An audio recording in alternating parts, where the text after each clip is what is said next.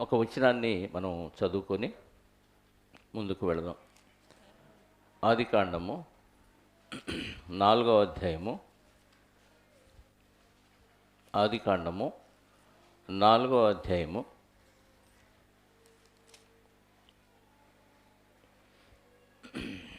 మొదటి నుంచి చదువుదాం.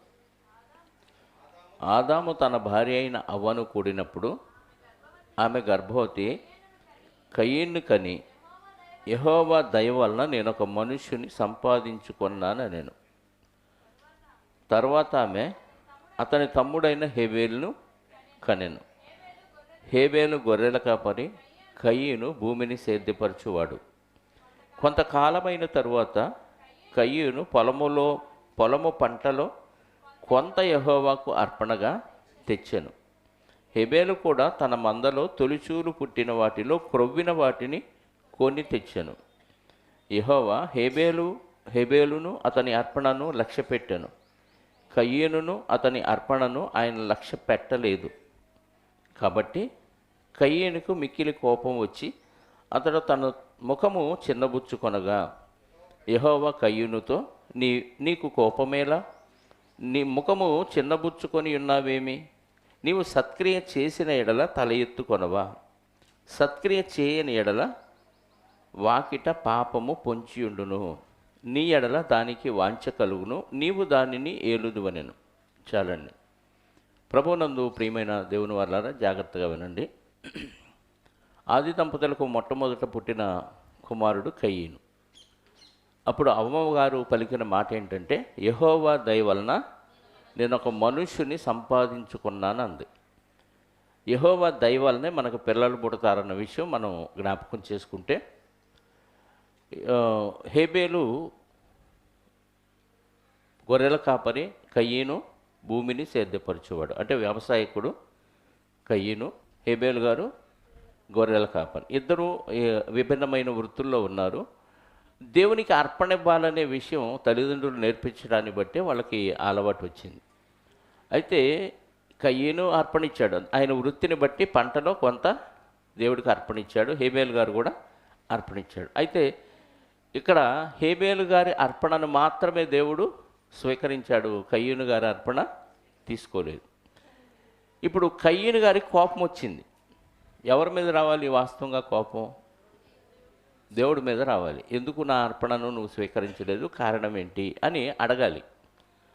అడగకపోగా కోపం ఎవరి మీద పెట్టుకున్నారు? కయీను మీద పెట్టుకున్నాడు. హేబేలు మీద పెట్టుకున్నాడు, తమ్ముడి మీద పెట్టుకున్నాడు. ఈరోజు సమాజంలో ఇదే జరుగుతుంది. ఎవరి మీదో కోపం ఎవరి మీదో చూపిస్తారు. దానికే ఒక సామెత పుట్టింది, అత్త మీద కోపం అది. అంటే దొత్త అంటే మీకు తెలియదు చాలామంది ఇప్పటివాళ్ళకి. మట్టి ముంతలు ఉంటాయి కదా, మట్టితో చేసిన వంట పాత్రలు, మట్టి పాత్రలు వంట వండుకోవటానికి వాడేవాళ్ళు. ఇప్పుడన్నీ అల్యూమినియము లేకపోతే ఇంకా వేరే వేరే మెటీరియల్ వచ్చేసింది. అత్తగారి మీద కోపం వచ్చి కోడలు దొత్త మీద చూపిస్తే దొత్త ఏమైంది? పగిలిపోయింది. అలాగే దేవుడి మీద చూపించాల్సిన కోపం కయీను తమ్ముడి మీద చూపించాడు. కోపం అలాగే ఉంచుకోవటం వల్ల ఏమైందంటే, కోపం నిద్ర చేసి లోపల బాగా ఆ నిద్ర వలన కోపాన్ని లోపల అలాగే పెట్టుకోవటం వల్ల ఆ కోపం ఎగ్గయింది, గుడ్డయింది. కోపం ఏమైంది? గుర్తుపెట్టుకోండి, కోపం లోపల దాచిపెట్టుకుంటే ఎవరి మీద కోపమైనా ఆ కోపం లోపల అలాగే ఉంటే ఆ కోపం ఊరుకోదు, వెంటనే గర్భాన్ని ఇచ్చేసిద్ది. ఇది కోపానికి కూడా గర్భాన్ని ధరించే అవకాశం ఉందా? ఉంది. కోపం లోపల పెట్టుకొని ఉంటే, మీరు ఎవరి మీదైనా కోపం పెట్టుకోండి, ఆ కోపం లోపల ఊరుకోదు. రోజు రోజుకి కణ విభజన జరిగి కోపం డెవలప్ అయిపోయి గర్భాన్ని ధరించిద్ది. అంటే ఒక అండం తయారైద్ది. అండం బాగా పెరిగి పెరిగి పెరిగి పెరిగి పిండంగా మార్చబడిద్ది. ఈ పిండం డెలివరీ అయిద్ది. ఆ డెలివరీ పేరే పాపం. ఆ పాపం వల్ల వచ్చే జీతం అది మరణం, అంటే నరకం. కాబట్టి కోపం నరకానికి తీసుకెళ్ళిద్దన్న విషయం గుర్తుపెట్టుకోవాలి. అది కయీను విషయంలో ఖచ్చితంగా నెరవేరింది. ఇంతకీ కయీను అర్పణ తీసుకోకపోవటానికి, హేబేలు అర్పణ తీసుకోవటానికి కారణం ఏంటి చెప్పండి? రకరకాల వ్యాఖ్యానాలు ఉన్నాయి. దేవుడు క్లారిటీగా చెప్పాడు. కయ్యను అర్పణ ఎందుకు తీసుకోలేదో చెప్పాడు అక్కడ. ఆ మాట చదువుదాం. 7వ వచనం. నీవు సత్క్రియ చేసిన ఎడల తల ఎత్తుకొనవా. సత్క్రియ చేయని ఎడల అంటే కయ్యను ఏం చేయలేదు, హేబేలు ఏం చేశాడు? సత్క్రియ. ఇంతకీ సత్క్రియ అంటే ఏం చేయాలి? సత్క్రియ అంటే మంచి పని కదా. సత్క్రియ అంటే మంచి పని. ఇంతకీ సత్క్రియ అంటే బైబిల్ ఏం చెప్తుంది మనకి? ఎఫెసీ పత్రిక 2:10లో ఒక మాట ఉంది. మనల్ని ఎందుకు దేవుడు ముందుగా సిద్ధపరిచి భూమి మీదకు తీసుకొచ్చాడంట? చూడండి, ఎఫెసీ పత్రిక 2:10. మరియు వాటి యందు మనము నడుచుకొనవలనని దేవుడు ముందుగా సిద్ధపరిచిన సత్క్రియలు చేయుటకై. సత్క్రియలు చేయుటకై. ఇక్కడ కూడా ఏమన్నాడు? సత్క్రియ అన్నాడు. దేవుడు మనకంటే ముందుగా మన కోసం ఏ క్రియలు పెట్టాడు? సత్క్రియలు పెట్టాడు. ఆ పనులు చేయటానికి మనం వచ్చామంట. ఇంతకీ సత్క్రియ అంటే ఏంటి? సత్క్రియ అంటే ఏంటి అనేది మనం ఆలోచిస్తే, యోహాను సువార్త 6వ అధ్యాయము లేదా ముందు 14వ అధ్యాయము చూద్దాం. 12వ వచనం. నేను తండ్రి యొద్దకు వెళ్ళుచున్నాను గనుక నేను చేయు క్రియలు నా యందు విశ్వాసముంచువాడును చేయును, వాటికంటే మరి గొప్పవియు చేయును. దీన్ని చాలామంది స్వస్థతా వరాల బోధకులు వాడుకుంటున్నారు ఈ వచనాన్ని. యేసుక్రీస్తు వారు ఏం చెప్పాడు? నా యందు విశ్వాసం ఉంచువాడు నేను చేయు క్రియలు నా యందు విశ్వాసం ఉంచువాడు చేస్తాడు, వాటికంటే గొప్పవి చేస్తాడు. ఇప్పుడు స్వస్థతలే అనుకుందాం. సూచక్రియలు మహత్కార్యాలు స్వస్థతలే అనుకుందాం. ఇప్పుడు యేసుక్రీస్తు వారు చేసిన స్వస్థతలు మహత్కార్యాలు ఏంటి చెప్పండి? గుడ్డివారిని బాగు చేశాడు, కుష్ఠరోగులను బాగు చేశాడు, చెప్పండి, దయ్యాలను వెళ్ళగొట్టాడు, రక్తస్రావం కలిగిన స్త్రీకి రక్తస్రావం కట్టించాడు, ఇంకా కాళ్ళు లేని వాళ్ళు కాళ్ళు తెప్పించాడు, ఊత చేయగలవాడికి బలమైన చేయిగా మార్చాడు, ఇంకా చనిపోయిన వారిని లేపాడు. వీటికంటే గొప్ప క్రియలు ఏమన్నా ఇంకా చెప్పండి? ఫైనల్ గొప్ప క్రియ ఏమన్నా ఉందంటే చచ్చిపోయిన వాడిని బ్రతికించడం. ఇంతకంటే నా యందు విశ్వాసం ఉంచువాడు మరి గొప్ప క్రియలు చేయును అన్నాడు. ఇంతకీ క్రియలు అన్నాడా, సూచక క్రియలు అన్నాడా, పోనీ మహత్కార్యాలు అన్నాడా? అన్నా. ఏమన్నాడు అక్కడ? క్రియలు. క్రియ అంటే పని. అంటే నేను చేసిన పనులు చాలా గొప్పవి, నా యందు విశ్వాసం ఉంచువాడు నాకంటే గొప్ప క్రియలు చేస్తాడన్నాడే తప్ప సూచక్రియలు మహత్కార్యాలు చేస్తాడని చెప్పాల.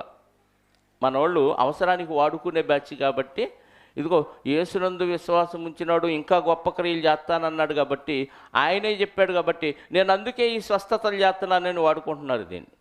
అసలు యేసు చేసిన స్వస్థతల కంటే, సూచక్రియల కంటే, మహత్కార్యాల కంటే ఏం చేయగలవు చెప్పండి?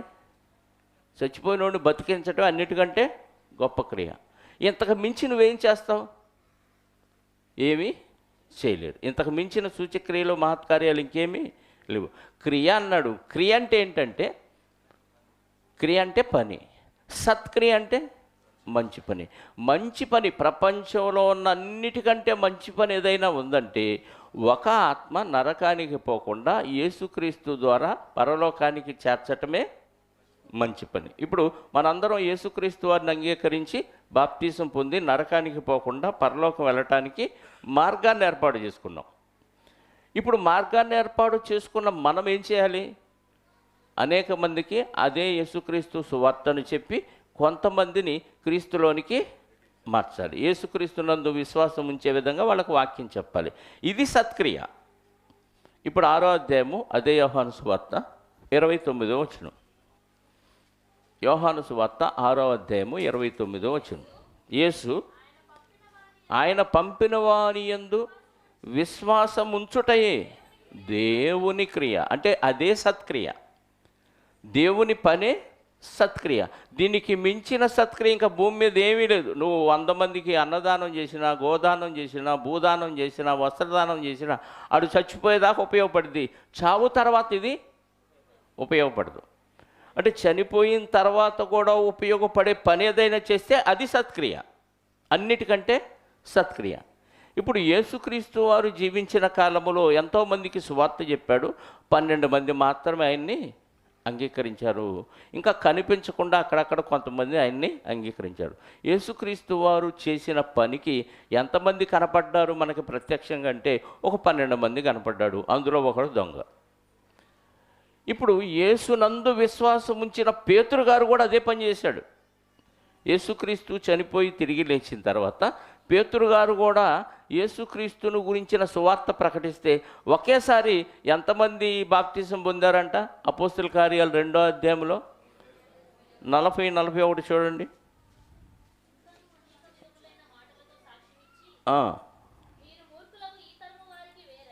41 చదువుదాం. కాబట్టి అతని వాక్యమును అంగీకరించిన వారు బాప్తిస్మము పొందిరి. ఆ దినమందు ఇంచుమించు 3000 మంది చేర్చబడిరి. పేతురు గారు చేస్తే 3000 మంది, యేసుక్రీస్తు వారు చేస్తే 12 మంది. ఇప్పుడు నాకంటే గొప్ప క్రియలు చేస్తానని యేసుక్రీస్తు వారు చెప్పిన మాట పేతురు గారి విషయంలో నెరవేరిందా లేదా? అది చెప్పింది ఆయన. సూచక్రియల గురించి కాదు. అపార్థం చేసుకున్నారు అమాయకుడు. అర్థమైందా? ఇప్పుడు కయ్యను ఏం చేయలేదు? కయ్యను ఏం చేయలేదు? సత్క్రియ చేయలేదు. అంటే యేసునందు విశ్వాసం ఉంచలేదు. ఆయన ఇందాక 6:29 ఏం చదివాం? ఆయన పంపిన వాని యందు విశ్వాసం ఉంచుటయే దేవుని క్రియ, అదే సత్క్రియ. ఇప్పుడు కయ్యను సత్క్రియ చేయలేదంటే యేసునందు విశ్వాసం ఉంచి బలివ్వలేదు. మరి హేబేలు యేసునందు విశ్వాసం ఉంచి బలిచ్చాడు కాబట్టి హేబేలు అర్పణ తీసుకున్నాడు. హేబేలు అందుకే నీతిమంతుడయ్యాడు. అంటే యేసునందు విశ్వాసం ఉంచటమే నీతిమంతుడుగా దేవుడు తీర్చటం. దేవుడిని నమ్మటం, నమ్మి ఆయన ఏది చెప్పినా మనం నమ్మి దాన్ని పాటించటమే నీతిమంతుడుగా దేవుడు మనల్ని తీర్చటం. నీతిమంతుడుగా తీర్చబడిన వాడు క్రియలు చేయాలి. ఏ క్రియలు? సత్క్రియలు చేయాలి. అంటే వాక్య సంబంధమైన పనులు చేయాలి. ఇది కయ్యను చేయలా. యేసునందు విశ్వాసం ఉంచి క్రియ చేయలేదు. హేబేలు చేశాడు. ఏమంటే యేసునందు విశ్వాసం ఉంచడానికి ఆయన యేసుక్రీస్తు లేడు కదా, అప్పుడు రాలేదు కదా అని మీరు అనుకోవచ్చు. పాత నిబంధన భక్తులంట రాబోయే యేసుక్రీస్తు కోసం ఎదురు చూస్తూ ఉన్నారు. వాళ్ళు అందుకే నీతిమంతులయ్యారు. మీకు యోబు గ్రంథం 19వ అధ్యాయంలో యోబు గారు కూడా ఆయన కోసం ఎదురు చూసినట్టుగా మనకు అర్థమవుతుంది. చూడండి ఒక మాట. యోబు గ్రంథము 19వ అధ్యాయము 25-26. యోబు గ్రంథము 19వ అధ్యాయము. అయితే నా విమోచకుడు సజీవుడనియు, తరువాత నా విమోచకుడు అంటే నన్ను పాపము నుండి విడిపించేవాడు సజీవుడు. ఆయన చనిపోయినా తిరిగి లేస్తాడు. నా తర్వాత, నేను చనిపోయిన తర్వాత కొంతకాలానికి ఆయన భూమి మీద నిలుచుననియు నేను ఎరుగుదును. ఈలాగు ఈ చర్మము చీకిపోయిన తరువాత శరీరముతో నేను ఆయనను చూచెదను. నా మట్టుకు నేనే ఆయనను చూచెదను, మరి ఎవడును కాదు, నేనే కన్నులారా ఆయనను చూచెదను అంటున్నాడు. అంటే యోబు గారికి ఏం తెలిసింది?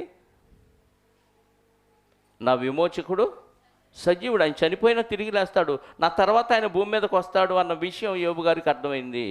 అలాగే మోషే గారికి కూడా అర్థమైంది కదా. హెబ్రీ పత్రిక 11:24 ఏమన్నాడు?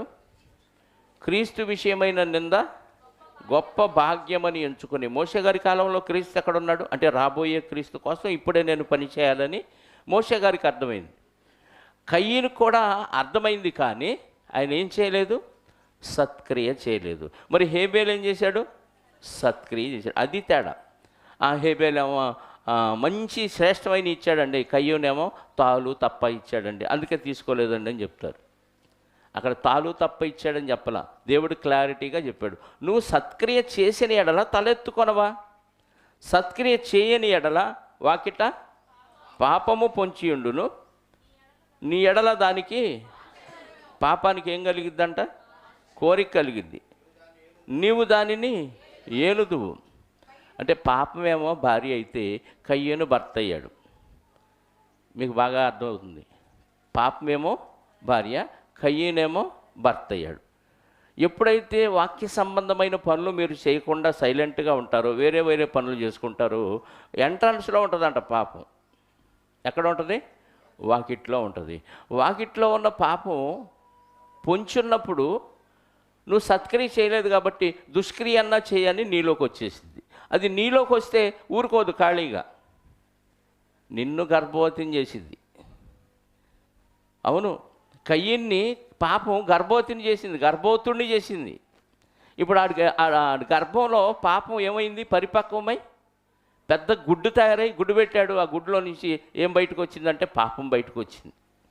పాపం వలన కలుగు జీతం మరణం. అదే చెప్పాడు చూడండి, 4వ అధ్యాయంలో 7వ వచనం. నీవు సత్క్రియ చేసిన ఎడల తల ఎత్తుకొనవా, సత్క్రియ చేయని ఎడల వాకిట పాపము పొంచుండు. నీ ఎడల దానికి వాంఛ కలుగును, నీవు దానిని ఏలుదువు అనెను. నీవు దానిని ఏలుదువు. కయ్యూను పాపాన్ని వెళ్తాడంట. ఆది దంపతులు తప్పు చేసినప్పుడు అవ్వమ్మకి ఇచ్చిన శాపం చూడండి, 3వ అధ్యాయంలో 16వ వచనం. ఆయన స్త్రీతో, నీ ప్రయాసము నీ గర్భవేదనను నేను మిక్కిలి హెచ్చించదను, వేదనతో పిల్లలను కందువు, నీ భర్త ఎడల నీకు వాంఛ కలుగును. ఇక్కడ పాపానికి కయ్యూని ఎడల వాంఛ కలిగింది, ఇక్కడ అవ్వమ్మకి ఆదాం పట్ల వాంఛ కలిగింది. తర్వాత అతడు నిన్ను ఏలునని చెప్పాను. అక్కడేమన్నాడు 4వ అధ్యాయంలో? నీవు దానిని అంటే కయ్యూను భర్త, పాపమేమో భార్య అయిపోయింది. ఇద్దరు మ్యారేజ్ చేసుకున్నారు. ఎవరిని కన్నారు? మరణాన్ని, నరకాన్ని కన్నారు. నరకానికి ద్వారాలు తెరుచుకున్నాయి కయ్యూనికి. కేవలం ఏం చేయకపోవటాన్ని బట్టి? సత్క్రియ చేయలేదు. అంటే శపించబడినవాడు ఎవరు? కయ్యూను, దుష్టుని సంబంధి. ఎందుకంటే అవకాశం ఇచ్చాడు సాతానికి, పాపానికి అవకాశం ఇచ్చాడు కాబట్టి పాపం అతనిలో ప్రవేశించింది. పాపాన్ని అతను ఏలాడు. వాళ్ళిద్దరు కలిసి కాపురం చేయటం వల్ల కలిగిన బిడ్డ ఎవరై అంటే నరకం. మీకు అర్థమైందా? కాబట్టి మనం ఇందులో నేర్చుకోవాల్సిన నీతి ఏంటంటే, ఖచ్చితంగా మనం ఖాళీగా ఉంటే, దేవుని పని చెయ్యకపోతే ఆటోమేటిక్గా నువ్వు పాపి అయిపోతావు. ఎందుకు? అవతల ఎంట్రన్స్లోనే ఉంటాడు, వాకిట్లో. దుష్టుడు పాపాన్ని రెడీగా పెడతాడు. అది ఆటోమేటిక్గా కోరికను వ్యక్తపరిచింది. అవతల నుంచి కోరిక వ్యక్తపరచగానే ఆటోమేటిక్గా ఎవరైనా పడిపోవాల్సింది. పడిపోవటం వల్ల ఏమైపోయింది? వాళ్ళిద్దరికీ మ్యారేజ్ అయిపోయింది. దాంతో భయంకరమైన పాపం గర్భాన్ని ధరించి కన్నాడంట. ఇది ఇట్లా ఉంచితే, ఇప్పుడు దేవుడు ప్రత్యక్షమై కయ్యూను అడుగుతున్నాడు. కయ్యూను హేబేల్ని చంపేశాడు. కోపం దేవుడి మీద పెట్టుకోవాల్సింది, దేవుడిని అడగాల్సిన కయ్యూను హేబేలు మీద కోపం పెట్టుకొని, ఎందుకంటే లోపల పాపం గర్భం ధరించింది కాబట్టి అది కాస్త కాస్త పెరిగిపోయి తమ్ముడిని చంపేయాలన్నంత కోపం వచ్చింది. అంటే కోపం లోపలకు పెట్టుకుంటే అవతల వ్యక్తిని మనం ఏం చేస్తామో తెలియదు. ఆ రాత్రికి రాత్రి విపరీతమైన ఆలోచనలు వచ్చేస్తాయి. తెల్లారి దాన్ని అవకాశం దొరికితే అమలుపరుస్తాం. కయ్యూను అదే చేశాడు. కొన్ని రోజులు అలాగే ఆ కోపాన్ని లోపల పెట్టుకున్నాడు. పెట్టుకొని ఒకరోజు హేబేలుతో మాట్లాడాడు, టపామని చంపేశాడు. చంపినప్పుడు దేవుడు ఊరుకోడు. నీతిమంతుడిని చంపితే దేవుడు ఊరుకోడు, కలుగ చేసుకుంటాడు. అప్పుడు కలుగ చేసుకొని అడుగుతున్నాడు, యెహోవా నీ తమ్ముడైన హేబేలు ఎక్కడనున్నాడు అని కయ్యూను అడుగగా, అతడు నేను ఎరుగను, నా తమ్మునికి నేను కావలివాడనా అనెను. ఏమని దేవుడే వచ్చి ప్రశ్నేస్తుంటే దేవుడికి తెలుసా హేబేలు ఏమయ్యాడో? తెలుసా లేదా? తెలుసు. ఆయన ఎందుకు అడిగాడు? నువ్వేం చెబుతావో తెలుసుకోవాలని. మనల్ని కూడా అడుగుతాడు, ఏం చేస్తున్నావు అని అడుగుతాడు. అప్పుడప్పుడు కొంతమంది నువ్వు ఎక్కడున్నావు అని అడిగితే వాళ్ళు అబద్ధం చెబుతాడు, దొరికిపోతాడు. తెలుసా? అడుగుతా, తెలిసే అడుగుతాను. అప్పుడు ఆయన, నీవు చేసిన పని ఏమిటి అంటే, పని కూడా తెలుసు దేవుడికి ఏం చేశాడు. నీ తమ్ముని రక్తము యొక్క స్వరము నేలలో నుండి నాకు మొరపెట్టుచున్నది, కావున నీ తమ్ముని రక్తమును నీ చేతిలో నుండి పుచ్చుకొనుటకు నోరు తెరిచిన ఈ నేల మీద ఉండకుండా నీవు శపించబడినవాడవు. ఇప్పుడు హేబేలు రక్తం ఏమైంది? చంపగానే భూమిలోకి ఇంకిపోయింది. ఇప్పుడు రక్తం మాట్లాడిద్దా? చెప్పండి, రక్తం మాట్లాడిద్దా? చెప్పాలి. రక్తం మాట్లాడదు. రక్తానికి సంబంధించిన ఆత్మ మాట్లాడిద్ది. మీకు అర్థమైందా? రక్తానికి సంబంధించిన ఆ ఆత్మ మాట్లాడిద్ది. రక్తం దేవుడు ఎందుకు ఇచ్చాడో మనకు అర్థమైపోతే రక్తం మాట్లాడుతుందో లేదో మనకు అర్థమైంది. రక్తాన్ని దేవుడు ఎందుకు ఇచ్చాడో ఒక మాట మనం బైబిల్లో చూడగలిగితే లేవీకాండం 3వ అధ్యాయము 16వ వచనం. త్వరగా తీయండి. యాజకుడు బలిపీఠం మీద వాటిని దహింపవలెను, క్రొవ్వంతయు యెహోవాదే. 16 చదివావు?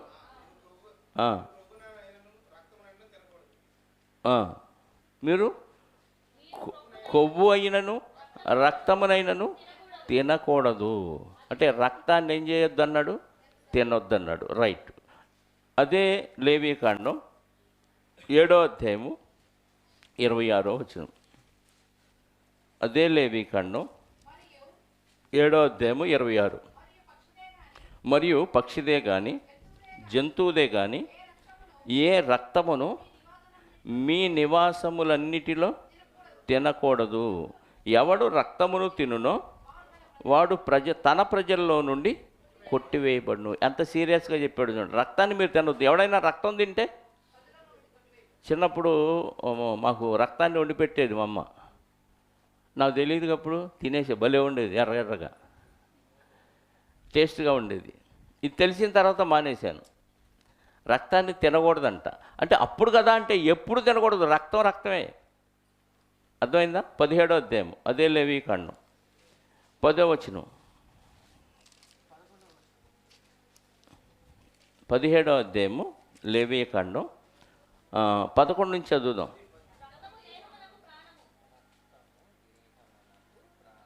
రక్తము దేహమునకు, రక్తం దేనికంట? ప్రాణం.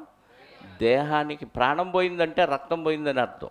రక్తములో ఉన్న ప్రాణం పోయింది అంటే రక్తములో ఉంటుంది ప్రాణం. ఈ దేహానికి అదే ఆధారం. ఓకే. మీ నిమిత్తము ప్రాయశ్చిత్తము చేయుటకై చేయునట్లు బలిపీఠం మీద పోయుటకై దానిని మీకిచ్చి తిని, రక్తమును దానిలోనున్న ప్రాణమును బట్టి ప్రాయశ్చిత్తము చేయును. కాబట్టి మీలో ఎవడును రక్తమును తినకూడదు. మీలో నివసించు ఏ పరదేశీయు రక్తమును తినకూడదనియు నేను ఇశ్రాయేలుకు ఆజ్ఞాపించి తిని అంటున్నాడు. రక్తము దేహమునకు ప్రాణం. కాబట్టి ఏం చేయాలి? మీ నిమిత్తం ప్రాయశ్చిత్తం చేయటానికి బలిపీఠం మీద పోయుటకై దాన్ని మీకు ఇచ్చి తిని, రక్తము దానిలోనున్న ప్రాణమును బట్టి, రక్తము దానిలోనున్న ప్రాణమును బట్టి ప్రాయశ్చిత్తము చేయును. రక్తము దానిలో ఉన్న ప్రాణాన్ని బట్టి ప్రాయశ్చిత్తం చేయును. అంటే రక్తంలో ప్రాణం ఉంది. అది చిన్న ప్రాణమా, వయసులో ఉన్న ప్రాణమా, ముసలి ప్రాణమా, ఏ జంతువు ప్రాణమా, ఆ వయసును బట్టి దానికి ప్రాయశ్చిత్తం కలిగిద్ది. అప్పుడే అంటారు, చిన్నపిల్లలు చనిపోయారు అనుకోండి, అప్పుడే నిండు 100 ఏళ్ళు నిండిపోయినాయి అంటారు. యవ్వనస్తులు చనిపోయారు అనుకోండి, వాళ్ళని కూడా అదే అంటారు. యవ్వనస్తుల ప్రాణం చాలా విలువైంది. ఎందుకంటే వాళ్ళ రక్తం ఉడుకు రక్తం అంటారు కదా, ఏదైనా ఆ వయసులో చేయగలరు. ఆ రక్తాన్ని బట్టి ప్రాయశ్చిత్తం చేస్తాడు దేవుడు. ముసలివారి రక్తం అనుకోండి, దానివల్ల పెద్ద ప్రయోజనం ఉండదు. కాబట్టి దానికి అసలు మనిషిని చంపటమే పాపం. అయితే చంపిన ఆ వ్యక్తి ఏ వ్యక్తిని చంపాడు, వయసులో ఉన్న వ్యక్తినా, చిన్న వ్యక్తినా, ముసలి వ్యక్తినా అనే దాన్ని బట్టి, లేదా జంతువుని చంపాడా, దాన్ని ఏం చేశాడు, ఏ నిమిత్తం చంపాడు అనే దాన్ని బట్టి విచారణ చేస్తాడు. ప్రాయశ్చిత్తం అంటే దానికి తగిన శిక్ష. ఇప్పుడు లోకంలో మనం చాలా జంతువులను చంపుకొని తింటున్నాం. ఆ రక్తాన్ని భూమి మీద ఒలికిస్తాం. ఆ రక్తం అంతా దేవుడికి లెక్క చెప్పిద్ది. రక్తం మాట్లాడటం కాదు. నువ్వు ఒక కోడిని కోసావు, రక్తం ఒలికించావు. ఈ కోడిని ఎందుకు కోసావు? తినటానికి కోసావు, ఆహారం తిన్నావు. రేపు ఈ రక్తం ఏం చేసిందంటే దేవుడి దగ్గర ప్రాయశ్చిత్తం చేయడానికి సాక్ష్యంగా ఉపయోగపడింది. మీకు అర్థమైందా? అంటే ఒక మనిషి రక్తాన్ని నువ్వు చిందించినా దాని వెనక రీజన్ ఉండాలి. దేవుడు చంపమంటే చంపాలి, వద్దంటే మానేయాలి. మన వ్యక్తిగతంగా పగబెట్టుకొని ఒకని రక్తాన్ని ఒలికిస్తే అది జంతువుదైనా మనిషిదైనా సరే దానికి తగిన పారితోషికం దేవుని దగ్గర చెల్లించాలి. మీకు అర్థమైందా? మళ్ళీ చదవండి ఇప్పుడు ఆ మాట. రక్తము దేహమునకు ప్రాణము, మీ నిమిత్తము ప్రాయశ్చిత్తము చేయుటకై, మీ నిమిత్తము ప్రాయశ్చిత్తం చేయుటకై దాన్ని మీకు ఇచ్చి తిని, బలిపీఠం మీద పోయుటకై దాన్ని మీకు ఇచ్చి తిని, రక్తము దానిలోనున్న ప్రాణమును బట్టి ప్రాయశ్చిత్తము చేయును. కాబట్టి మీలో ఎవడును రక్తమును తినకూడదు అంటున్నాడు. ద్వితీయోపదేశకాండం 12వ అధ్యాయము, ద్వితీయోపదేశకాండం 12వ అధ్యాయము 23వ వచనం చూడండి. అయితే రక్తమును తినకూడదు, భద్రము సుమి, ఏలయనగా రక్తము ప్రాణము, మాంసముతో ప్రాణాధారమైన దాన్ని తినకూడదు.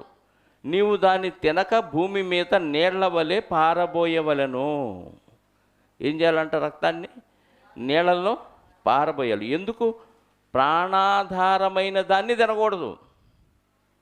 ప్రాణానికి ఆధారం. మరి ఎందుకు ఇచ్చాడు దాన్ని అంటే నీ మీద కంప్లైంట్ ఇవ్వటానికి. దాని గురించి మనం లెక్కడగటానికి మనల్ని దేవుడు రక్తాన్ని ఇచ్చాడు. ఆ రక్తాన్ని ఎందుకు చిందించావనే దాని మీద మన భవిష్యత్తు ఆధారపడి ఉంటుంది. ఇప్పుడు రక్తం చిందించలేదు, ఒకరి కష్టాన్ని మనం దోచుకున్నాం అనుకోండి, అవతల వారి కష్టాన్ని మనం దోచుకున్నాం. ఆ కష్టం ఎలా వచ్చింది? అతను తిన్న ఆహారం రక్తంగా మారిస్తే, ఆ రక్తం చెమటగా మారితే, ఆ చెమట వలన వాడు కష్టపడి సంపాదించాడు డబ్బు. ఆ డబ్బును మనం దోచుకున్నామంటే ఆయన రక్తాన్ని మనం దోచుకున్నట్టు. ఇప్పుడు రక్తాపరాధం మన మీద మోపబడింది. మీకు అర్థమైందా? ఈ దొంగలకి, దోచుకునే వారికి ఈ విషయం తెలియదు, దగాకోర్లకి. అంటే ఒక వ్యక్తి యొక్క కష్టాన్ని మనం తీసుకున్నామంటే ఉచితంగా అతని రక్తాన్ని మనం దోచుకున్నాం. ఆ రక్తం ఎందుకు ఇచ్చాడు? కష్టపడటానికి ఇచ్చాడు. ఆ కష్టం వెనుక అతనికి ఆదాయం వస్తుంది. అదేదో కష్టం దేవుని కోసం పడితే ఇంకా రక్తాపరాధం మనకు ఉండదు. ఎదుటివారి రక్తాన్ని దోచుకున్నాం అనుకో, అదే శ్రమను దోచుకున్నాం అనుకో, ఖచ్చితంగా విచారణ చేస్తాడు దేవుడు. ఆదికాండం 9వ అధ్యాయం 4వ వచనం నుండి. ఆదికాండం 9వ అధ్యాయము 4వ వచనం నుండి.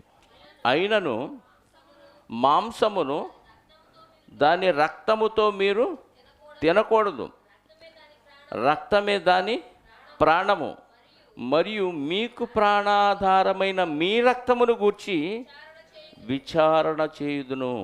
దాని గూర్చి ప్రతి జంతువును నరులను విచారణ చేయుదును. ఏం చేస్తాడంట దేవుడు? విచారణ అంటే ఎంక్వైరీ ఉంది. మీకు అర్థమైందా? ఒక జంతువు మనిషిని పొడిచి చంపిందనుకో, జంతువుని విచారణ చేస్తాడు దేవుడు. ఒక జంతువుని మనిషి చంపి తిన్నాడనుకో, దాని రక్తం గురించి మనిషిని విచారణ చేస్తాడు. ఇప్పుడు లెక్కగట్టండి, మనం ఎంతకాలం నుంచి ఎన్ని మాంసాలు తిన్నాం?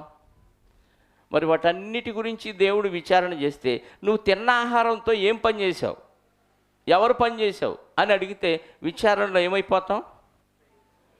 విచారంలోకి వెళ్ళిపోతాం. దేవుడు విచారణ చేస్తే మనం ఏమైపోతాం? విచారంలోకి వెళ్ళాల్సింది. ఎందుకు? దేవుడికి తగ్గట్టుగా మనం ఆయన పని చేయాల. తిన్న ఆహారాన్ని శక్తిగా మార్చుకొని, రక్తంగా మార్చుకొని, ఆ రక్తం వల్ల శక్తిని పొంది పని చేసుకుంటున్నాం. ఈ పని ఎవరి కోసం? దేవుడి కోసమా మన కోసమా? మన కోసం. అంటే ఎంక్వైరీ ఉందా దీని గురించి? విచారణ చేస్తాను అంటున్నాడు. చదువుదాం. ప్రతి నరుని ప్రాణమును గూర్చి వాని సహోదరుని విచారణ చేయుదును.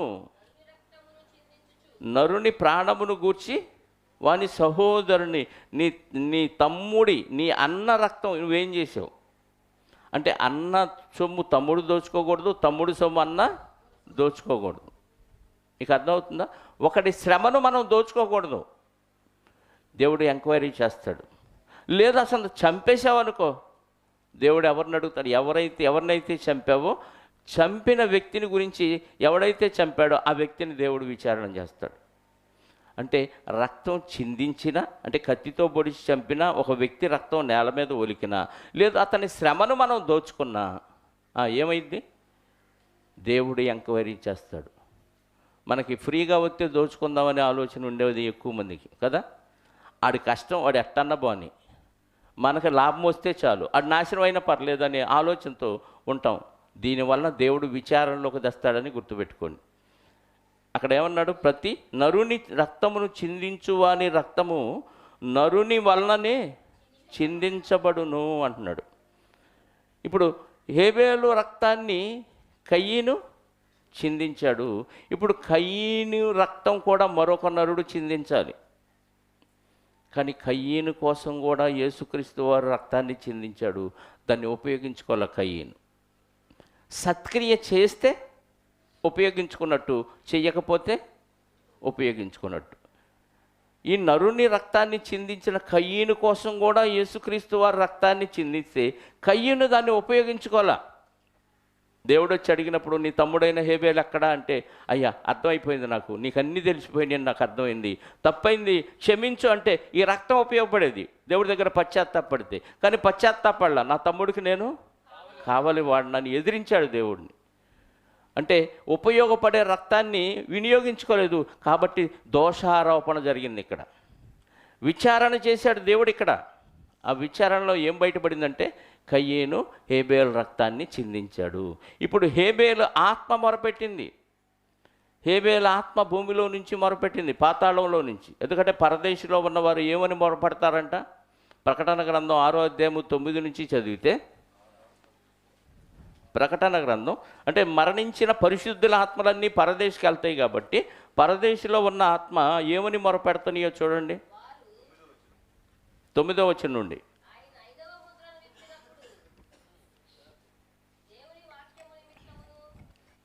5వ ముద్ర అంటే ఇంకా 6వ ముద్ర ఉంది, 7వ ముద్ర ఉంది. అది లాస్ట్ 7వ ముద్ర. ఇక్కడ 5వ ముద్ర దగ్గరే చెప్పాడు. ఇక్కడ 5వ ముద్రను విప్పినప్పుడు దేవుని వాక్యము నిమిత్తమును తామిచ్చిన సాక్ష్యము నిమిత్తమును వధింపబడిన వారి ఆత్మలను చూచితిని, బలిపీఠము క్రింద చూచితిని. బలిపీఠం అంటే భూమి మీద దేవుని కొరకు బతుకుతున్న వారందరూ బలైపోవాల్సిందే. ఇక్కడ ఇదే బలిపీఠం. బలిపీఠము క్రింద అంటే పరదేశంలో చూశాడు. వారు ఏమంటున్నారు? నాదా, సత్యస్వరూపి, పరిశుద్ధుడా, ఎందాక తీర్పు తీర్చకయు మా రక్తము నిమిత్తమును భూనివాసులకు ప్రతిదండన చేయకయుందువని బిగ్గరగా కేకలు వేశారు. ఏమడుగుతున్నారు వారు? క్షమించయ్యా అంటున్నారా? ప్రతిదండన అంటున్నారు. ప్రతిదండన. హ్యాపీగా పరదేశంలో విశ్రాంతిలో ఉండొచ్చు కదా. వాళ్ళు వెళ్ళింది ఎందుకు అక్కడికి? విశ్రాంతిలో ఉండటానికి. విశ్రాంతిలో ఉన్న వాళ్ళకి ఇదేంటి? మా నిమిత్తం భూనివాసులకు ప్రతిదండన చేయక ఎంతకాలం వెయిట్ చేస్తావయ్యా, లేపేయి వాళ్ళని అంటున్నారు. ఎందుకంటున్నారంటే వీళ్ళు త్వరగా ఎక్కడికి వెళ్ళాలి? పరలోకానికి వెళ్ళాలనే తపన, దేవుణ్ణి చూడాలనే ఆశ. వీళ్ళు మేము బతికినంతకాలం మమ్మల్ని సరిగ్గా బతకనీయలేదు. మేము ఇచ్చిన సాక్ష్యం నిమిత్తము వాక్యం చెబితే వాక్యం నిమిత్తం మమ్మల్ని హతసాక్షులుగా మార్చారు, చంపేశారు. మా రక్తాన్ని భూమి మీద ఒలికించారు. కాబట్టి ఈ బలిపీఠం మీద ఒలికించిన ఈ రక్తం నిమిత్తం వాళ్ళకు ప్రతిదండన చేయమంటున్నారు. అంటే చనిపోయిన విశ్వాసులందరూ ఏమంటారు? ప్రతిదండన కోరుకుంటారు. ఇక్కడ మనం గమనించాల్సిన విషయం ఏంటంటే పాత నిబంధన విశ్వాసం వేరు, కొత్త నిబంధన విశ్వాసం వేరు. అంటే చట్టం, విశ్వాసం ఒకటే, చట్టం వేరు. పాత నిబంధనలో అవలంబించిన విధి విధానాలు వేరు, కొత్త నిబంధన విధి విధానాలు వేరు. ఆ తేడా మనకు అర్థమైపోతే పాత నిబంధన భక్తులు ఏమని ప్రతీకారం చేయమంటున్నారా, క్షమించమంటున్నారని మనం అర్థం చేసుకుంటే మత్తయి సువార్తలో యేసుక్రీస్తు వారు చెప్తున్న మాట ఒకటి చూద్దాం. 5వ అధ్యాయము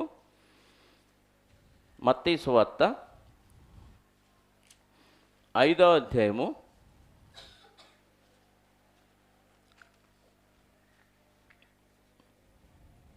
38వ వచనం చదువుదాం. కంటికి కన్ను, పంటికి పన్ను అని చెప్పబడిన మాట మీరు విన్నారు కదా. నేను మీతో చెప్పునదగా, దుష్టుని ఎదిరింపక నిన్ను కుడి చెంప మీద కొట్టువాని వైపు కనుక ఎడమ చెంప కూడా తిప్పము అన్నాడు. పాత నిబంధనలు ఏంటి? నీ కన్ను ఎవడైనా పోగొడితే ఆడి కన్ను నువ్వు పోగొట్టచ్చు, అది నీతి అక్కడ. మరి కొత్త నిబంధనలో నీ కన్ను ఎవడైనా పోగొడితే ఈ కన్ను కూడా పీక్కో అనాలి. మీకు అర్థమైంది? అక్కడ చెంపే చెప్పాడు. ఒక చెంపే కాదు, నీ అవయవాలు నరికేసిన ఇంకొక అవయవం ఉందిగా నరికేసుకో అనాలి. ఇది కొత్త నిబంధన నీతి. పాత నిబంధన నీతి కంటికి కన్ను పంటికి పన్ను. అంటే క్షమాపణ లేదు అక్కడ. ధర్మశాస్త్రం ఏం చెప్పిందంటే నీకెవడైనా అన్యాయం చేస్తే తిరిగి వాడికి అన్యాయం చేయి. అది దేవుడు చెప్పిన నీతి. దేవుడు ఏది చెబితే అదే నీతి. ఏ కాలంలో ఏ నీతిని చెప్పాడో అదే నీతి. నీతిమంతుడు అంటే అర్థం ఏంటంటే దేవుడిని నమ్మటం, దేవుడు చెప్పింది చేయటం. మీకు అర్థమైందా? నీతిమంతులు ప్రతీకారం కోరతారా అంటే ప్రతీకారం కోరమనే దేవుడు చెప్పాడు. దేవుడు చెప్పింది చేయటమే నీతి. మీకు అర్థమైందా? ఎన్నో సందర్భాల్లో దావీదు గారికి అదిగో పలానా దేశం మీదకి వెళ్ళు, వాళ్ళని ఓడించు, ఆ దేశాన్ని మీకు అప్పచెప్పాను అంటాడు. మోషే గారి కాలంలో కానీ యెహోషువ గారి కాలంలో కానీ ఎన్ని దేశాలను దేవుడు వాళ్ళకి అప్పగించి వాళ్ళని తుత్తునీయులుగా హతమార్చండి, తగలబెట్టేయండి ఆ దేశాలను అన్నాడు. ఇది దేవుడు చెప్పిన నీతి. అక్కడ తగలబెట్టడం, చంపటం తప్పు కాదు. ఇప్పుడు క్షమించటం నీతి. ఆ తేడా మనకు అర్థం కావాలి. నీతిమంతుడు ప్రతీకారం కోరతాడంటే కోరమని దేవుడే చెప్పాడు. దేవుడు చెప్పినప్పుడు మనం కాదంటానికి వీలు లేదు. కంటికి కన్ను పంటికి పన్ను అన్నాడు. తర్వాత 43వ వచనం, నీ పొరుగువాడిని ప్రేమించి నీ శత్రువుని ద్వేషించమని చెప్పబడిన మాట మీరు పాత నిబంధనలో విన్నారు కదా. ఇప్పుడు కొత్త నిబంధన చట్టం మారిపోయింది. పాత నిబంధనలో శత్రువుని ఏం చేయమన్నాడు? ద్వేషించు అన్నాడు. ఇప్పుడు మీరు పరలోకమందున మీ దేవునికి కుమారులై ఉండునట్లు మీ శత్రువులను ప్రేమించుడి, మిమ్మల్ని హింసించు వారి కొరకు ప్రార్థన చేయుడి. చాలండి. ఇప్పుడు చట్టం మారిపోయింది. ఇది క్రీస్తు నీతి. క్రీస్తు ద్వారా దేవుడు ఏర్పాటు చేసిన నిబంధనలో ఇది ఉంది. పాత నిబంధనలో శత్రువుని ద్వేషించమనే నీతి ఉంది. అంటే ఈ తేడా మనకు అర్థం కాకపోతే బైబిల్ అంతా ఒకటే అనుకొని చదివితే మనకేమీ అర్థం కాదు. పాత నిబంధనలో 35వ అధ్యాయము కీర్తన గ్రంథం 35వ అధ్యాయము. ఆ అధ్యాయం అంతా చూడండి మీరు. ఆ శత్రువుల గురించి ఆ భక్తుడు దావీదు గారు ఏమని పలుకుతున్నారో మనకు అర్థమైంది. యెహోవా నాతో వ్యాజ్యమాడు వారితో, అంటే నాతో వాళ్ళు గొడవ పడుతున్నారు, నువ్వే వాళ్ళతో గొడవపడు అంటున్నాడు. నాతో పోరాడు వారితో నేను పోరాడా, నువ్వే పోరాడు అంటున్నాడు. కేడెమును డాలును పట్టుకొని నా సహాయమునకై లేచి నువ్వే నిలుము, ఈటి దూసి నన్ను తరుము వారిని అడ్డగింపు. అంటే వాళ్ళని ఏం చేయమంటున్నాడు? లేపేయమంటున్నాడా? నాకు శత్రువులుగా ఎవరైతే వస్తున్నారో వాళ్ళని నువ్వే లేపేయమంటున్నాడు. నేనే నీ రక్షణని నాతో సెలవిమ్ము, నా ప్రాణము తీయగోరు వారిని సిగ్గు అవమానమును కలుగునుగాక, నాకు కీడు చేయని ఆలోచించు వారు వెనుకకు మళ్లింపబడి సిగ్గుపడుదురుగాక, యెహోవా దూత వారిని పారదోలునుగాక, వారు గాలికి కొట్టుకొని పోవు పొట్టువలే ఉందురుగాక, యెహోవా దూత వారిని తరుమునుగాక, వారి త్రోవ చీకటి అయి జారుడుగా నుండునుగాక, నన్ను పట్టుకొనవలనని వారు నిర్నిమిత్తముగా గుంటలో తమ వల ఒడ్డిరి, నా ప్రాణము తీయవలనని నిర్నిమిత్తముగా గుంట తవ్విరి, వారికి తెలియకుండా చేటు వారి మీదకి వచ్చునుగాక, తాను ఒడ్డిన వలలో తానే చిక్కబడునుగాక, వాడు ఆ చోటులోనే పడునుగాక. 28వ అధ్యాయం కూడా చూద్దాం. కీర్తన గ్రంథం 1 వచనం 3-4 వచనాలు. భక్తిహీనులను పాపము చేయవారిని నీవు లాగివేయునట్టు నన్ను లాగివేయకము, వారు దుష్టాలోచన హృదయములో ఉంచుకొని తమ పొరుగు వారితో సమాధముగా మాట్లాడుదురు, వారి క్రియలను బట్టి వారి దుష్ట క్రియలను బట్టి వారికి ప్రతీకారము చేయుము, వారు చేసిన పనిని బట్టి వారికి ప్రతీకారము చేయుము, వారికి తగినట్టుగా ఏమంటున్నాడు? వాళ్ళు ఏది చేశారో దానికి తిరిగి చేయమంటున్నాడా, క్షమించంటున్నాడా? దావీదు గారు మంచి భక్తుడు కదండి, మరి ఆయన ఏమంటున్నాడు? ప్రతీకారము చేయుమంటున్నాడు. 59 కీర్తన గ్రంథం 5వ అధ్యాయం 5వ వచనం నుండి చూద్దాం. 59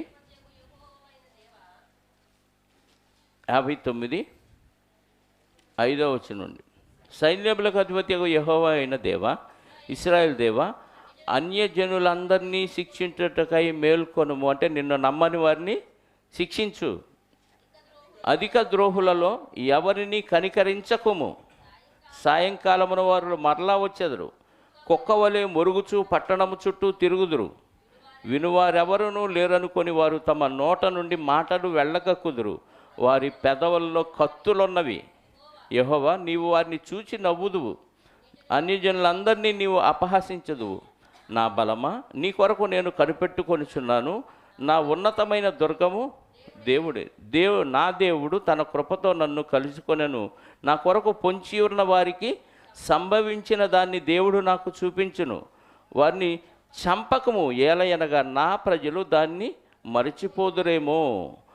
మాకేడమైన ప్రభువా, నీ బలము చేత వారిని చెల్లా చెదురు చేసి అణగగొట్టుము. ఏమన్నాడు ఇక్కడ?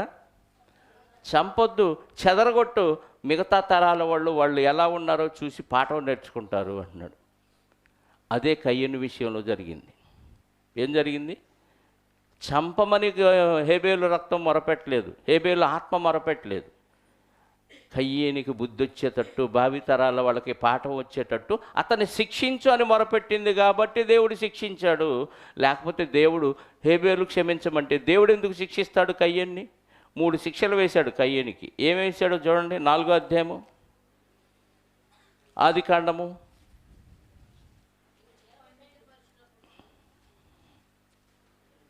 11వ వచనం. కావున నీ తమ్ముని రక్తమును నీ చేతిలో నుండి పుచ్చుకొనుటకు నోరు తెరిచిన ఈ నేల మీద ఉండకుండా నీవు శపింపబడిన వాడవు. ఇది నంబర్ 1 శిక్ష. ఈ నేల అంటే భూమి అంతా కాదు. హేబేలు రక్తం ఏ ప్రాంతంలో చిందిందో ఆ ప్రాంతంలో ఉండకుండా వెళ్ళగొట్టు. అదే చేశాడు దేవుడు. నీ తమ్ముని రక్తమును పుచ్చుకొనుటకు నోరు తెరిచిన ఈ నేల మీద ఈ ప్రాంతంలో నీవు ఉండకుండా నీవు శపించబడిన వాడవు. ఇది నంబర్ 1 శిక్ష. రెండోది, నీవు నేలను సేద్యపరిచినప్పుడు అది తన సారమును ఇక మీదట నీకు ఇయ్యదు. ఇది 2వ శిక్ష. ఏంటి? నువ్వు విత్తనం విత్తితే అది బతకదు. ఎందుకు? నువ్వు విత్తావు కాబట్టి సారం ఇయ్యొద్దని భూమికి ఆజ్ఞ వేశాను. కొంతమంది చేతులు అంతే అంటారు కదా, ఆడు కానీ విత్తనాలు విత్తే ఏ చెట్టు బతకదండి, ఆడు చెయ్యి మంచిది కాదు అంటారు. కొంతమంది నాటితే వీళ్ళ చెయ్యి మంచిది, బాగా పెరిగిద్ది అంటారు. అవునా కదా? అంటే కయ్యూని లాంటి వారసత్వం కలిగిన వాళ్ళు శపించబడిన వారు అని అర్థం. వాళ్ళు చెయ్యి విషం. వాళ్ళు కొంతమంది అంటారు, నా చేతితో ఎవరికి మేలు చేసినా నాకు కీడే వచ్చిందండి, నా చెయ్యి మంచిది కాదంటారు కొంతమంది. అది కొత్త నిబంధన చట్ట ప్రకారంగా మంచిదే. ఎందుకంటే మనం మేలు చేసి ఏమనుభవించాలన్నాడు? కీడు అనుభవించాలి. కాబట్టి ఇది మంచిదే. కానీ కయ్యూనికి ఏమి ఇచ్చాడు శిక్ష? నువ్వు భూమిని సేద్యపరిచినప్పుడు అది తన సారమును ఇక మీదట నీకు ఇయ్యదు. 3వ శిక్ష, నీవు భూమి మీద దిగులు పడుచు దేశదిమ్మరవై ఉందువనెను. చెదరగొట్టుము అన్నాడుగా కీర్తనలో. దిగులు పడుచు అంటే ఒక చోట కాలు నిలవదు. ఎటు భూమిని పండించడానికి అర్హత లేదు. ఎక్కడన్నా పంట వేసుకొని సేద్యం చేసుకొని ధాన్యం కూర్చుకొని బాగుపడదాం, ప్రశాంతంగా బతుకుదాం అంటే కుదరదు. ఎందుకంటే ఈయన ఎక్కడ మొక్క నాటినా విత్తనం వేసినా బతకదు. కాబట్టి అడుక్కు తినాలి. అంటే దేశమంతా అలా తిరుగుతూ పైగా మామూలుగా తిరగాల. దిగులు పడుచు అన్నాడు. అర్థమైంది? కొంతమందికి ఎన్ని ఉన్నా, ఎంత ఆస్తి ఉన్నా, ఎన్ని సంపదలు ఉన్నా, అన్ని సౌకర్యాలు ఉన్నా ఎప్పుడు మొహం ఎలాడేసుకొని ఉంటారు. ఎందుకు? ఏదో దిగులు, తెలియని దిగులు. అంటే కయ్యూను వారసులు అన్నమాట వీళ్ళు. అన్నీ ఉండే దిగులు ఎందుకు? ఏమోనండి, ఎందుకో నాకు దిగులుగా అనిపిస్తుంది అంటారు. ఈ కయ్యూనికి ఏమి శిక్షలు వేశాడు? ఒకటేమో ఈ భూమి మీద ఈ ప్రాంతంలో ఉండకుండా వెళ్ళిపోవాలి. 2, నువ్వు భూమిని సేద్యపరిచే సారం ఇక నీకు ఇయ్యదు. 3, దిగులు పడుచు దేశదే మరువై తిరుగుతావు. ఏమండి, ఇన్ని శిక్షలు దేవుడు వేశాడు కదా. అయ్యా, వీటన్నిటికీ వెనక కారణం నేను నా తమ్ముడిని చంపటమే కదా, తప్పైంది క్షమించు తండ్రి అని అడిగితే క్షమిస్తాడు. కానీ అవి అడగల. ఇన్ని పెద్ద శిక్షల కొద్దిగా తగ్గించయ్యా అన్నాడు. ఏమన్నాడు? అందుకు కయ్యూను 13వ వచనం, నా దోష శిక్ష నేను భరించలేనంత గొప్పది. ఏందంట? నా దోష శిక్ష అంటే నేను తట్టుకోలేను. ఇంత పెద్ద శిక్షలా తట్టుకోలేనంత గొప్పది కాబట్టి కొంచెం తగ్గించు. ఎందుకంటే ఎవడైనా నన్ను చూస్తే నన్ను చంపేస్తాడు. కాబట్టి నన్ను కొంచెం శిక్ష తగ్గించు అని అడిగాడు. నేడు ఈ ప్రదేశంలో ఉండకుండా నన్ను వెళ్ళగొట్టితివి, నీ సన్నిధికి రాకుండా వెలివేయబడి దిగులు పడుచు భూమి మీద దేశదింబరని ఉందును, కావున నన్ను కనుగొని వాడెవడు, వాడు నన్ను చంపునని యెహోవాతో అనెను. నేను చస్తానయ్యా, ఎవడొకడు నన్ను చంపుతాడు, సావకుండా ఏదన్నా ఏర్పాటు చేయయ్యా అన్నాడు. అంటే దోష శిక్ష భరించలేనంత గొప్పది. శిక్ష తగ్గించమని అడిగాడే తప్ప అసలు చేసిన తప్పును మాత్రం ఒప్పుకొని పశ్చాత్తాపడలేదు దేవుడి దగ్గర. అంటే దుష్టుని సంబంధి కాబట్టి ఏమైంది? పశ్చాత్తాపం రాలేదండి. ఎందుకంటే ఆల్రెడీ సత్క్రియ చేయలేదు కాబట్టి వాకిట పాపము పొంచి ఉంది. ఆ పాపం వచ్చి ఈయన్ని వాంఛ కలిగింది, ఆయన దాన్ని ఏలాడు. దానివల్ల ఏం కన్నాడు? మరణాన్ని, నరకాన్ని కన్నాడు. ఇక అలాంటోడు ఎన్ని చెప్పినా, దేవుడే దిగొచ్చి ప్రశ్నించిన దేవుడి దగ్గర పశ్చాత్తాపం కూడా పడడు.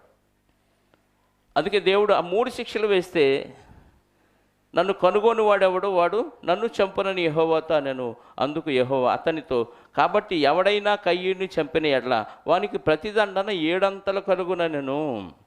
మరియు ఎవడైనా కయ్యూని కనుగొని అతని చంపక ఉండునట్లు యెహోవా అతనికి ఒక గుర్తు వేసెను. ఇది కాపాడటం కాదు, కయ్యూనికి దేవుడు గుర్తేసింది. ఎందుకంటే ఎవడో చంపకుండా ఉండటానికి. ఎందుకు ఎవడో చంపకూడదంటే రిక్వెస్ట్ చేశాడుగా, ఏమని? నన్ను కనుగొని వాడెవడో వాడు నన్ను చంపుతాడు. అంటే వీడి వలన మరొకడు హంతకుడు అవ్వకూడదు, వీడి వలన మరొకడు హంతకుడు అవ్వకూడదు.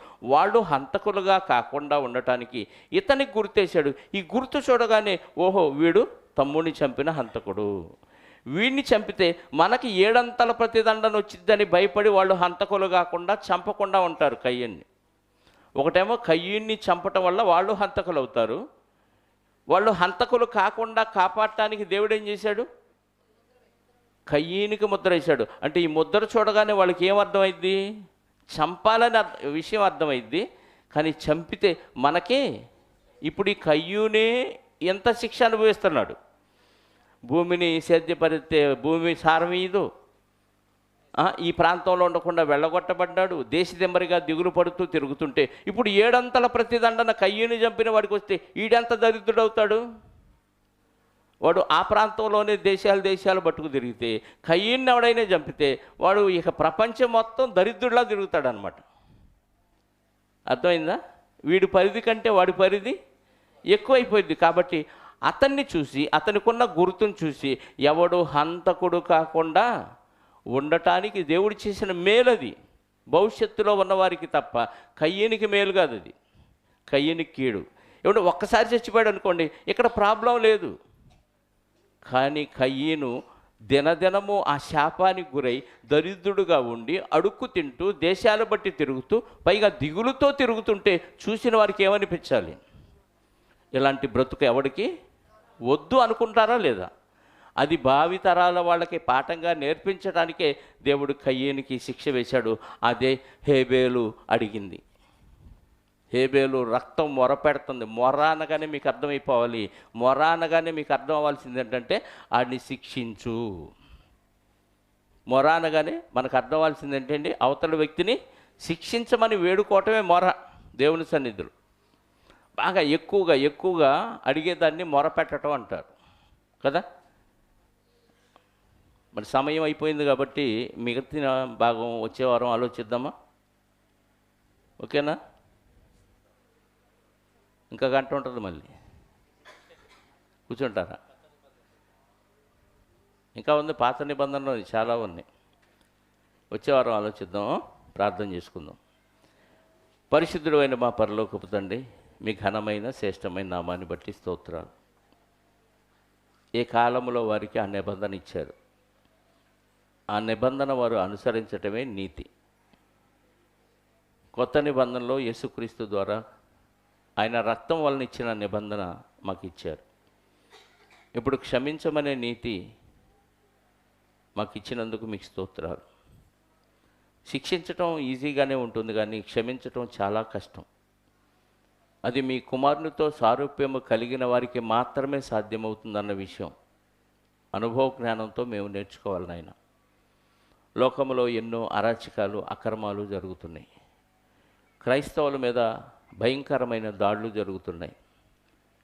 నిష్కారణంగా ఏ కారణం లేకుండా అనవసరంగా క్రైస్తవుల మీద మరి హింసకు దాడికి గురి చేస్తున్నారు. వారిని క్షమించండి, వారి మనోనేత్రాలు వెలిగించండి. క్రైస్తవం యొక్క గొప్పతనం ఏంటో, క్రైస్తవులను హింసించటం వెనుక ఉన్న బలమైన కారణం ఏంటో వారికి అర్థమయ్యేటట్టు చేయండి. ఏ కారణం లేకుండా ఎందుకు హింసిస్తున్నాము అన్న విషయాన్ని వారికి బయలుపరచండి. సాతాను ఎంతోమందిని వాడుకుంటున్నాడు. వాడి కబంధ హస్తాల్లో నుంచి వారిని మీ వాక్యము ద్వారా విడిపించండి. సమయోచితమైన జ్ఞానాన్ని మీ పిల్లలకు అనుగ్రహించి అలాంటి వారికి మారు మనసును, పాపక్షమాపణ, పశ్చాత్తాపాన్ని కలిగించండి. పాత నిబంధన అయితే భక్తులందరూ ప్రతీకారాన్ని కోరారని, కొత్త నిబంధనలో క్రీస్తు రక్తం క్షమించమని వేడుకుంటుందని మీ వాక్యం ద్వారా మాకు తెలియజేశారు. మరిన్ని మాటలు మీ చిత్తమైతే వచ్చే వారం ఆలోచించడానికి సహాయాన్ని దయచేయమని కోరుకుంటూ, ఇదిగో తండ్రి, వచ్చిన మీ బిడ్డలందరినీ బట్టి స్తోత్రాలు. ఎలాంటి పరిస్థితుల్లో నుంచి వారు మందిరానికి వచ్చారో నాకైతే తెలియదు, కానీ వారి మనోవాంఛ మీ చిత్తానికి యోగ్యమైతే, వారు కోరుకున్నది వారి జీవితానికి మేలైతే ఖచ్చితంగా దాన్ని నెరవేర్చమని కోరుకుంటూ, అది మానసిక సమస్య కానీ, అనారోగ్య సమస్య కానీ, ఆర్థిక సమస్య కానీ, వీటన్నిటిలో నుంచి వారికి విడుదల కలిగించండి. తిరిగి ఎవరి గృహాలకు వారు వెళ్ళుచుండగా సురక్షితంగా వారి గృహాలకు చేర్చండి.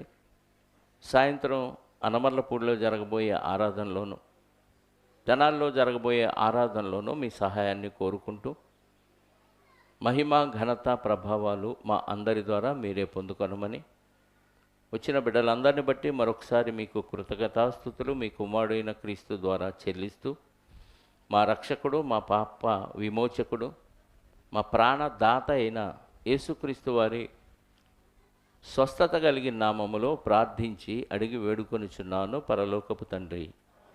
ఆమేన్.